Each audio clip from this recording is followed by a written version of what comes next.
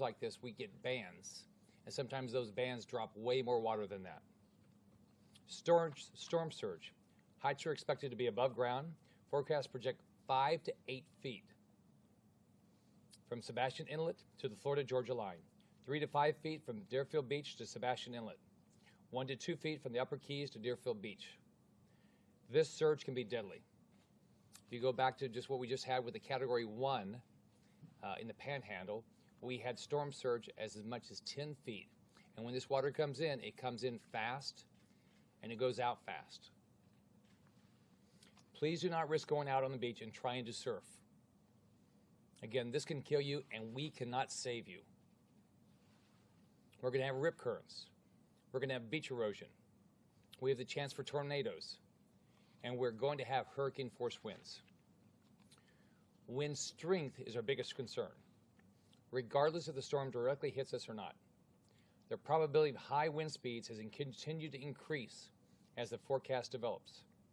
The probability for hurricane strength winds continues to increase. But again, everything can quickly change. These are projections, and it's just a few degree change can have a dramatic impact on what happens to our state. We have to prepare and assume we will have a direct hit by this catastrophic hurricane. We are preparing for the worst, we are hoping for the best, and we cannot take any chances. Based on the current forecast, I have now requested of President Obama to declare an emergency declaration in 26 counties. I've also requested direct federal assistance to meet pre-landfall critical emergency needs of our communities. This includes resources from the federal government, including food, water, and tarps. I hope the President quickly responds. Based on the current forecast and to shift more towards Florida, I am activating an additional 1,000 members of the National Guard. That means 1,500 members of the National Guards are now activated. Per my direction, they are currently stationed in North, Central, and South Florida, so they can be deployed immediately. In addition to this, we have over 6,000 members of the National Guard ready to be deployed if needed. Based on the current forecast, I directed the Department of Transportation to suspend all tolls in the affected areas of the state. This includes the entire Florida Turnpike, Alligator Alley, Central Florida Expressway Authority, and the Miami-Dade Expressway Authority. This expands my direction from this morning that only included suspension of tolls in counties with evacuation orders. I have directed state staff to be deployed into every eastern coastal county to help assist with the recovery and response efforts. The state has water, food, and other life-saving materials stationed in North, Central, and South Florida. These resources will be able to be deployed in affected areas immediately. I have directed state offices to be closed on Thursday and Friday in 26 counties along Florida's east coast. I have directed 45 state parks to be closed, all parks located east of 95 and in the Florida Keys. This is a dangerous storm. It is never too early to evacuate. If you live in a low-lying area, if you live on a barrier island, or if your area is prone to flooding, get out. Don't wait for an order, get out now. You're going to see traffic pick up as more people take this seriously, and we go from voluntary to mandatory evacuations. So if you know you're going to evacuate, don't wait to evacuate. Get out now. It could be the decision between life and death. Current evacuations include Palm Beach County, voluntary evacuations have begun. Broward County, voluntary evacuations for mobile homes and low-lying areas have begun. St. Johns County, mandatory evacuations begin at 6 a.m. tomorrow for barrier islands and low-lying areas. Duval County, evacuations have started for Jacksonville Beach, Atlantic Beach, and Neptune Beach. Brevard County, mandatory evacuations for barrier islands at 3 p.m. today. St. Lucie County, voluntary evacuations have already started. Mandatory evacuations begin tomorrow morning. And here's if after the 5 o'clock conversation with National Hurricane Center, everything's getting moved up because what everybody's seeing is this is getting closer and closer and closer to our coast. Flagler County, voluntary evacuations have already started. Indian River, voluntary evacuations have started for barrier islands. Mandatory evacuations begin tomorrow at 8 a.m. for barrier islands, mobile and manufactured homes and low-lying areas. Martin County, mandatory evacuations are in effect for Sewell's Point, Hutchinson Island, Jupiter Island, and mobile homes. And just think, once these go to mandatory, think of what the traffic's going to be like. So move now. Nassau County, mandatory evacuations begin at 6 a.m. tomorrow for beaches and coastal areas. Volusia County, voluntary evacuations of Barrier Islands today. Mandatory evacuations begin tomorrow morning. Miami-Dade County, voluntary evacuations for mobile homes. I've spoken to all 67 Florida counties and stressed to them the importance of getting their evacuations plan ready now. Life safety is our #1 priority.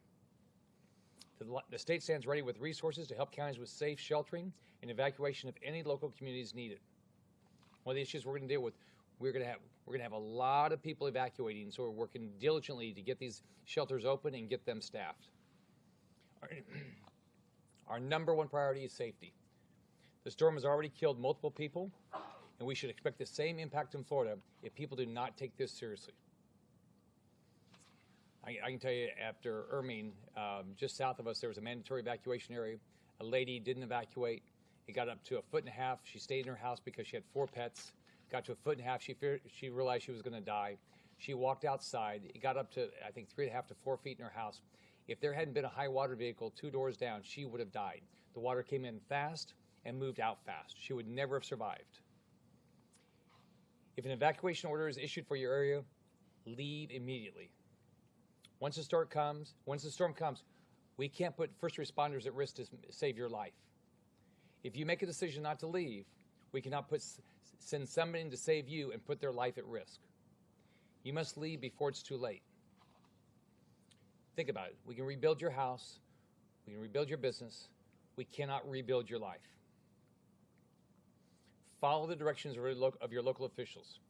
This is serious, and your safety depends on you being prepared and staying alert to all warnings and orders. Many coastal counties are preparing to open shelters today and tomorrow. These are shelters for people with special needs. We have shelters for pets, and we have shelters for the general population. There are shelters for everyone. I encourage everyone to download the free American Red Cross emergency app. It shows any open Red Cross shelters in real time. The Red Cross has 97 shelters scheduled to be open throughout Florida over the next 2 days. There's no excuse not to evacuate if you think you might need to. If you're on Florida's East Coast, you should know now where you will go if you have to evacuate. Think about this. Don't wait until you lose power and then think, oh, where am I going to go? If you're able to leave your home early and go now before there's traffic, go. Don't take any risk. I urge you to visit floridadisaster.org. Here you can find your closest shelter, as well as information on road closures. It is very important to know where a shelter is if you think you're going to use a shelter. Don't wait until you lose power. Now is the time to know your evacuation zone. Don't wait until you're going to lose power. Don't wait until you know you have to go. Find out now. So you can check the website and check with your local officials or your local news. This can save your life. I've been in constant communication with Colonel Kirk with the Army Corps of Engineers over Lake Okeechobee. I've also talked to General Turner, who is the Southeast Region General. They're taking all the precautions, but this time they believe the lake levels are low enough to handle the rain we expect in that area. Our water management districts are inspecting key areas of their flood control systems, including canals and levees. There are no issues reported at this time, but again, there are projections on how much rain we're going to get and where we're going to get it. It's after the fact that we'll figure these things out. There's school closures in 28 counties along Florida's East Coast. Check your district's website and listen to the local news for more details.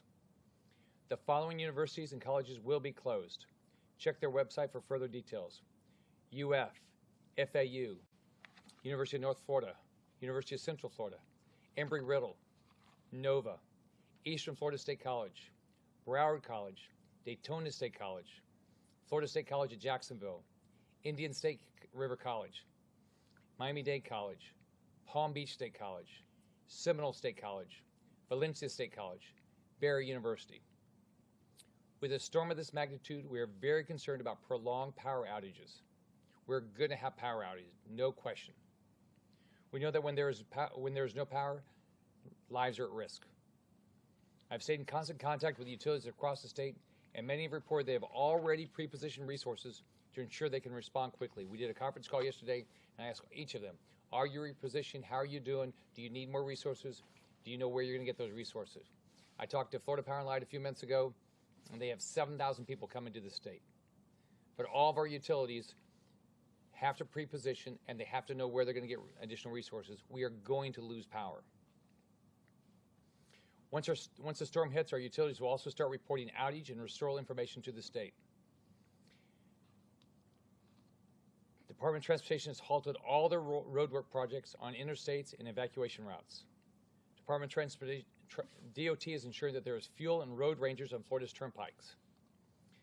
If you want information on road and bridge closures, go to fl511.com. Highway safety has troops positioned in major corridors, south to north, east to west. Their top priority is to help move people to safety. Florida Department of Law Enforcement and Fish and Wildlife are also preparing to deploy troops to help with safe evacuations and response and recovery. They've got FWC has high water vehicles and rescue teams pre-positioned. There are no reported fuel shortages. What we're seeing is we've seen some spot areas where a station might be out, but we don't have any fuel shortages in the state. And we have reserves on standby. The current fuel supply in the state will last for 8 days, even if all ports close. The current fuel supply in the state will last for 8 days if all of our ports were closed. We're starting to have to evacuate hospitals. Cape Canaveral Hospital, Baptist Medical Center in Jacksonville Beach, and Fernandina Beach, Florida Hospital in Ormond Beach, Florida Hospital in New Smyrna, Rustolph Medical Center in Rockledge. We have 3 state veterans nursing homes on the East Coast. All have generators and are preparing staff and supplies to care for their residents. Visit Florida is working with tourists to make sure, and local tourism officials to make sure all of our tourists know what they should do. We're providing all of them the options. If you're visiting our state and you're not sure what to do, you can get on those websites, go to floridadisaster.org and find out where you can find a shelter. Now is the time to help each other. We all know in our neighborhoods who the elderly are, who those have special needs are. Anybody that might have a need that we can help them with, go check on them. Don't wait until something happens. Ask them now how you can be helpful to them. Don't wait until the storm hits. We all have to work together to make sure we make it through this potentially catastrophic storm. Each of us have to have 3 days of water, 3 days of food. Have your medicine. Have a battery-powered radio. Have backup batteries. Charge your cell phone. It might be your only source of information and communication, and keep it charged because the odds of losing power is great. If Matthew directly impacts Florida, the destruction could be catastrophic, and you will need to be prepared. You have to prepare yourself. We are preparing for the worst, we're hoping for the best, and we're not going to take any chances. Florida knows how to prepare, and everybody has to take this seriously. We're not going to take any chances, and you shouldn't take any chances, and don't wait. Be ready now. I talked to the Attorney General an hour or so ago, and we've already heard of price gouging. She has a toll-free number, 1-866-9-NO-SCAM, N-O-S-C-A-M. You can also go to myfloridalegal.com. If you know of any price gouging, if you'll do that, and the Attorney General will work on it. If you're evacuating and can't find available accommodations, please go to visitflorida.com. There's a banner up top with more information. But we're starting to see hotels fill up, so you should do that as quickly as possible. Again, if you think you're going to need to evacuate, don't wait. Why wait? If you do, you're going to get stuck in traffic. It's going to be harder to get to the shelter or to get to wherever you're going, to a family or a friend's house. We're focused on protecting life. We're going to continue to provide updates on this life-threatening storm as it develops and approaches our state. If you live in an area that will not be impacted by the storm, and now we're starting to see so much of the state that it looks like might be impacted, and want to volunteer, go to redcross.org. I'm going to get my next briefing from the National Hurricane Center first thing in the morning. We'll be continuing to brief on the weather all night by the state meteorologist. I'll be back in Tallahassee to monitor what's happening tonight, and we'll figure out what we're going to do tomorrow. But everybody's got to take this seriously. It keeps heading west. It keeps getting closer to our coast. We have to assume we're going to have a direct impact. I'll be glad to answer any questions anybody has. Governor, for many people, this is the first time they've Absolutely. of this nature. They hear evacuation, they're taking off. where would you suggest they go? I mean, we have one shelter open in Duval County, but right now, and with hotels filling up, where do they go? Well, the mayor can talk about the shelters here. Yeah, there's one open now, and there'll be four more, Director. There'll be four more opening tomorrow.